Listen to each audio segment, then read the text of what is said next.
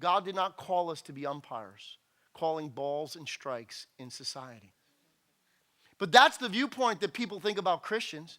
Why? Because they think of us as loud, calling out, this is wrong, that's wrong, how dare we, oh, blah, blah, blah. We're calling balls and strikes. Where God called us to be what? Lifeguards. People who have the responsibility to what? Seek out the brokenness, the hurting parts of our world and make it better. Because why? That's what Christ did. That's what Jesus was about. That's what he did. That's who he was, my friends. If you want to know the testimony of the early church, of the first century believers, here's something that'll help you on this front. Because these who heard Jesus understood what this meant. Because why? In the Roman world, when they began to find their place, people had different ideas about Christians, but what they were overwhelmed with was this.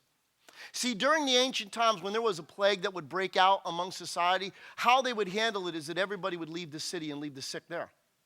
Because they had no, contamination units. They had no isolation places. They didn't have the medications to deal with it.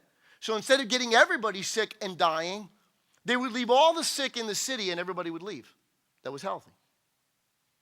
Because that's just the thing you did. We don't know what to do. We can't quarantine the whole, and it's the only way we can deal with it. And then the Romans didn't know how to handle the Christians, because you know what happened? The Christian community determined that they, of their own free will, would go back into the city and minister to the sick. That didn't make any sense to them, because it overrode all self-preservation instinct. It didn't make any sense. It's like a fireman who looks at a burning building and determines why.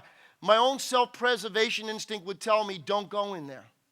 But there are people in there who are trapped in there. And because of love, I will lay down my life and go willingly into this place that could be harm and danger to me for the sake of others.